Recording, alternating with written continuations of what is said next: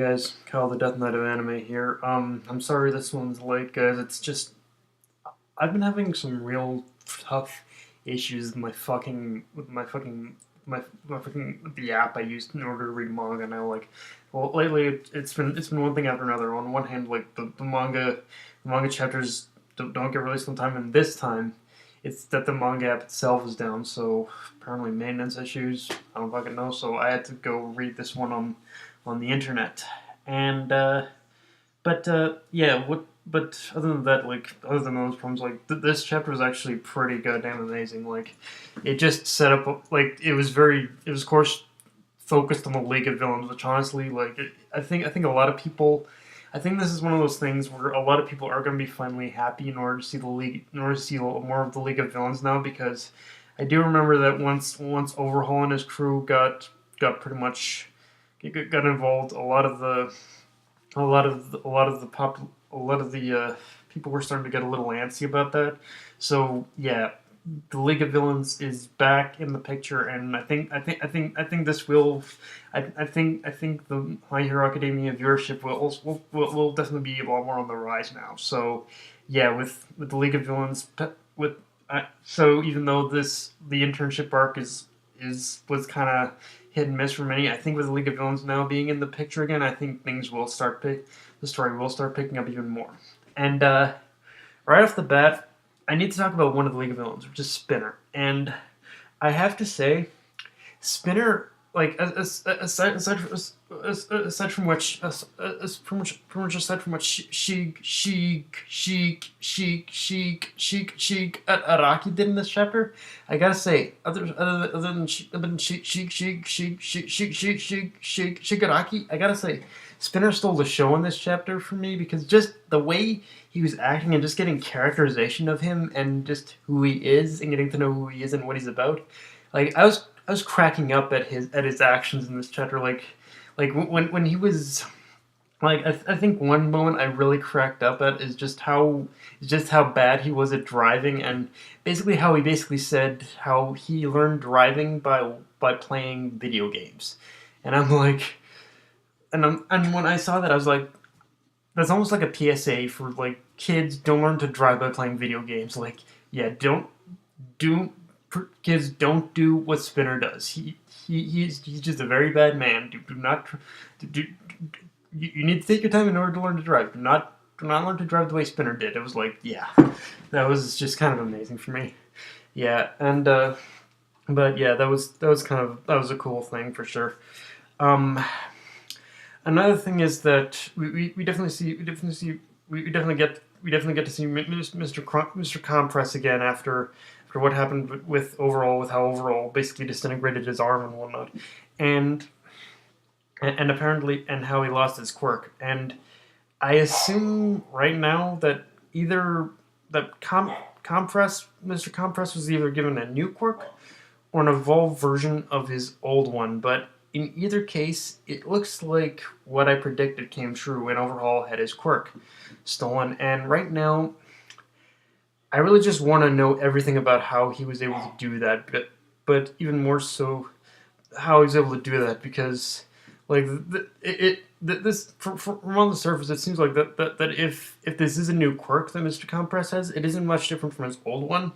It just comes with the added benefit of being able to steal quirks, apparently, or maybe it was something he was able to do and just not now. I don't know, but this whole thing with Mr. Compress, it really intrigues me. And like the thing that really bothers me is just how scary it is, because if he's able to steal quirks now, like absolutely no one is safe. If he has an opening to steal a quirk, he will do it. And but yeah, so and it seems so with his and with Overall's quirk stolen now, he's pretty and they just kind of went in, stole Compress just went and stole his quirk, and then then the League of Villains just kind of blew him up pretty much. So yeah, Overhaul's done. He's not coming back now, which in his way is kind of sad, I guess, in a way, because we spent so much time with him, whether good or bad. But yeah, One thing this does, this whole thing with Mr. Compress's quirk being shown again, is that it proves that yes, yes, the League of Villains and League of Villains and under the command of Shigaraki is moving forward with his plan to become the next One for All, and he's found a way to do it. Now, like, my other biggest question here right now is what is this all building up to, and what is collecting all these quirks inevitably going to lead to? Because I do, well, once he's collected all these quirks and whatnot, and once he's collected as many quirks as he thinks he needs, because I think, like I said, I think this is, like you said, the only thing that comes to mind is the brain. It's basically that brain again. And once he thinks he's collected enough quirks, I'm thinking a brain transplant. Like I think once the moment that all these quirks are collected, I think he's gonna feed them all into that brain, and then he's gonna go through a brain transplant by transplanting that brain with all the quirks into his head. So it's like, that's the only thing I can think of right now that really makes any touch of sense. I can't really think of anything else. But yeah, and to kind of go off that, it looks like when Toga was talking about, and then this chapter, to go off what the League of Villains are doing, in the beginning of this chapter, we see that Toga was talking about things like the core child, finished product, and blood serum.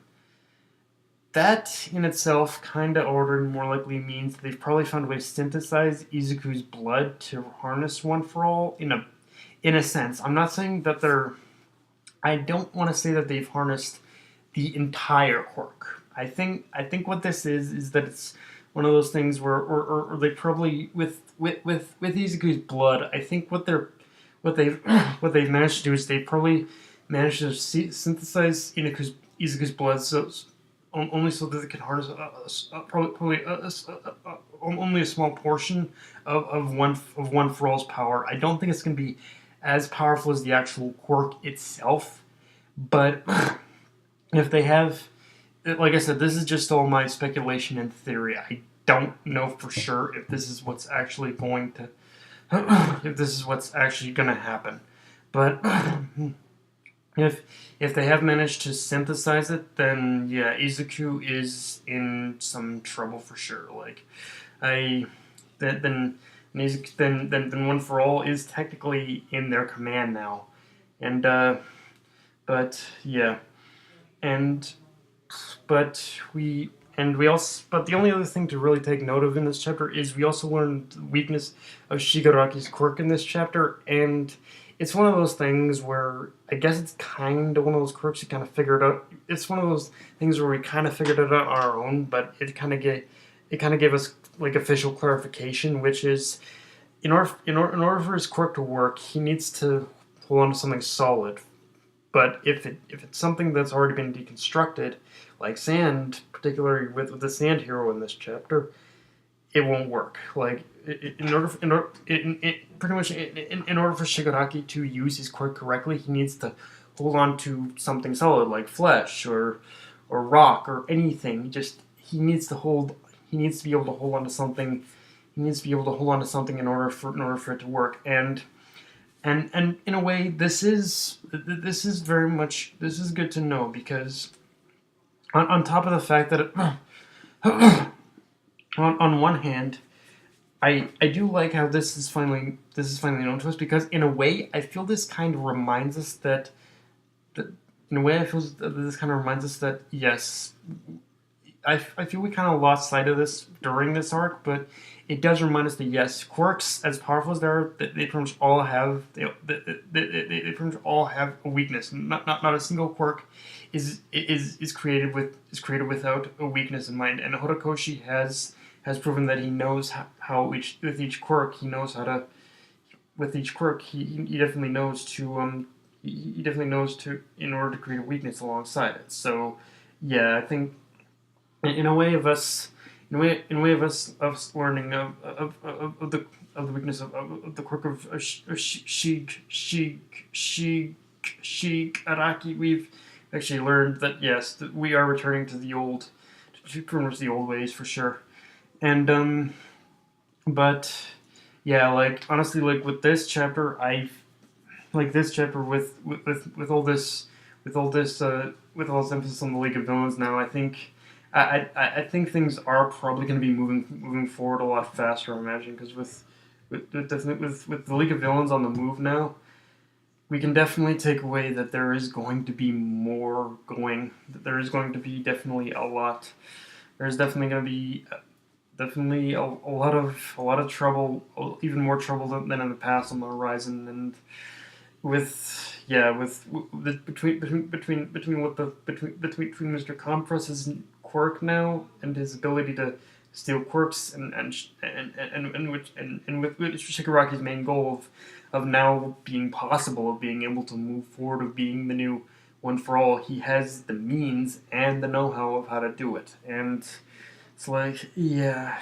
Shig, yeah, we're really moving forward, and I can see the pacing.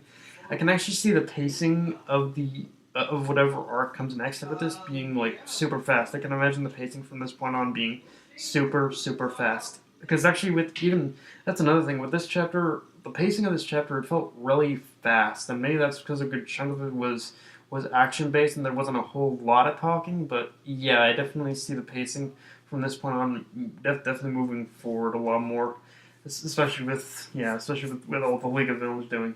So but yeah, guys, that's my review. If you enjoyed the video, like, comment, subscribe, or follow me on Twitter and Facebook.